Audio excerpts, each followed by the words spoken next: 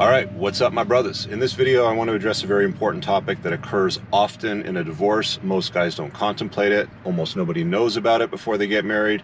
And this is one of the many reasons why you should pay very close attention to the marriage and divorce machine that exists in the West. A lot of the traditional conservatives are still encouraging men, march into the slaughterhouse. It can't be that bad. I did it. You'll figure it out.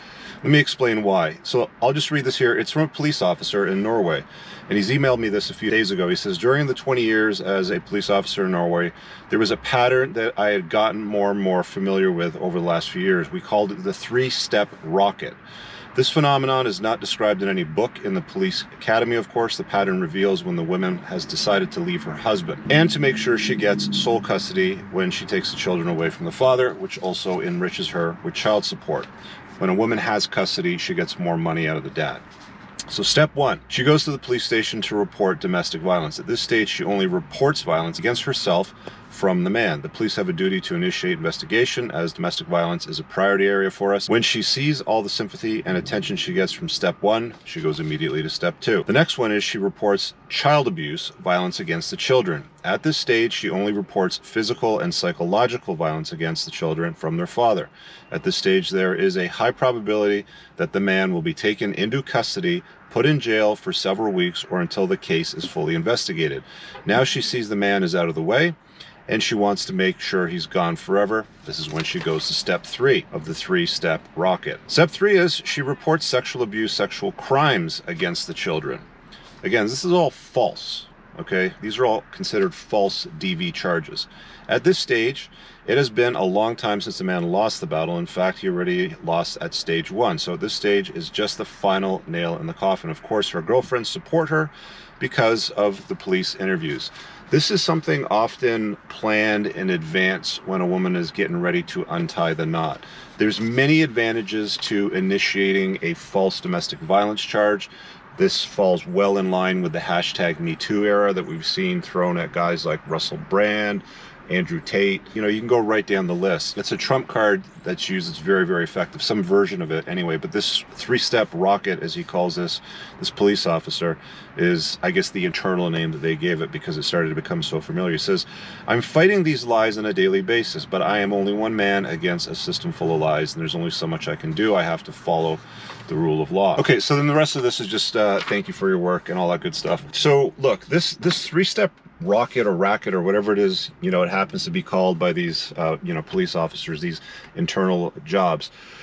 It's very interesting because when I talk about marriage and divorce and the risks involved, I often say things that it is a very high risk proposition for men to get married and generally a low reward proposition because the risks are so high. And for women, it's low risk and high reward, especially if they plan it correctly, especially if they marry across and up on the socioeconomic scale.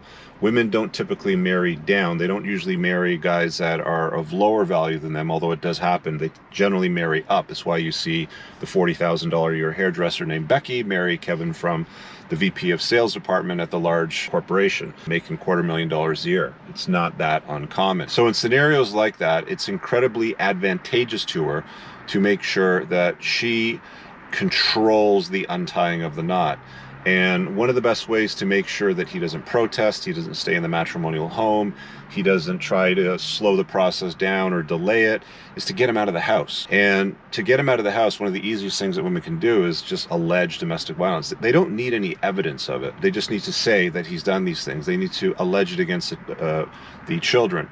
And the most heinous of all crimes, which almost never happens with blood-related father to children, is the notion that he takes advantage of them sexually, which is just disgusting. This is one of the risks that you run into if you have a stepfather in a household. So let's say you break up with your wife or the mother of your kids, let's just call her, and she invites another guy into the house. Maybe he's got sons from a prior marriage or something like that, and you have a daughter. The probability of something happening exists, and it's a pretty strong probability, believe it or not. So when it's non-blood related, it does happen. When it's blood related, it almost never ever happens, right? Because fathers want to protect their children, especially from heinous crimes like that. So All of these allegations, for the most part, are generally false. They have to investigate them because it's a huge priority, and we always have to believe all women. Throughout history, women have always been protected. They've always been the protected sex. You know, the Titanic goes down, it's women and children first. Men, you know, like whatever's left over, you get a few life jackets and you can freeze your nuts off in the ocean and become an ice cube. That's how it's always worked, and that's fine. It's not a bug of Homo sapiens, it's a feature.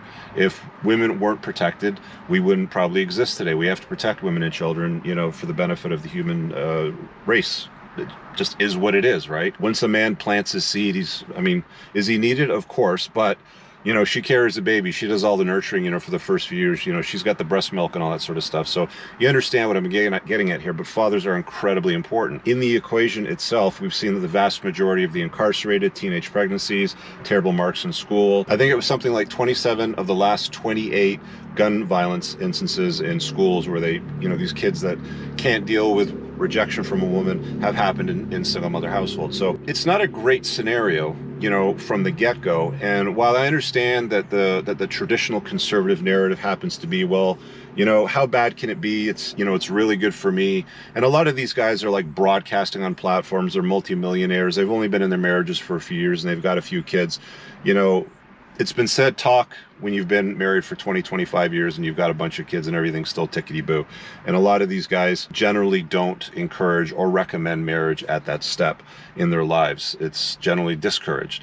So this is the risk that you can run into. This is not a uncommon risk. This is a very real risk. And it's not something that is going to get fixed anytime soon. To offer a little bit of advice, maybe a little bit of a silver lining in this, to finish on a better note, I think one of the things that I could at least say at this point is there's a few things that you can do to minimize any tragedy. So the two main things that you probably want to contemplate is, of course, getting yourself properly unplugged from the lies that society keeps telling you, right? I've often said that the first step in unplugging is getting away from the lies that you've told yourself that don't serve you, and then getting away from the lies that society serves you. Most people don't even get to step one, if we're being honest. They really struggle with it in its entirety.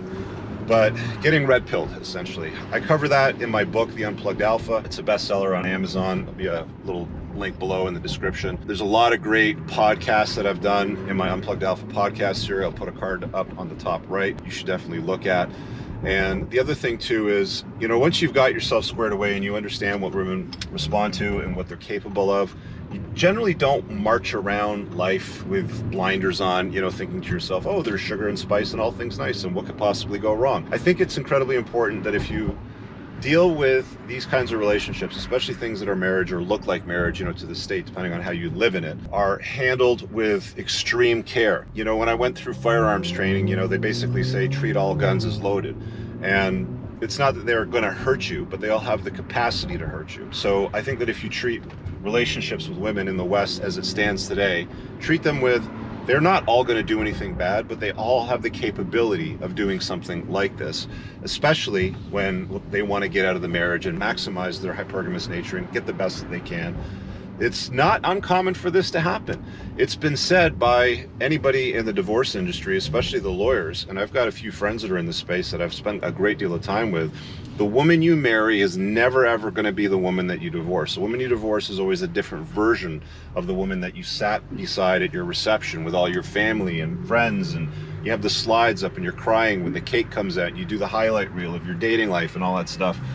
Not the same gal, okay? So don't think that, you know, just because you took vows to be together forever and, you know, sickness and health and richer and poor and all that stuff, it's going to continue in perpetuity. Because for the 50% of people that it doesn't work out with, even the remaining that stay together, less than 13% after 8 years report being in a state of love or even close to bliss. So be very careful. The other thing that I would mention as well too, since this is a topic about divorce, I've got a course on essentially untying the knot in a thoughtful, practical sort of way. It's a divorce course. It's even suitable for anybody that might be contemplating getting married, so at least they know what they're potentially getting into, especially for guys. That's linked below.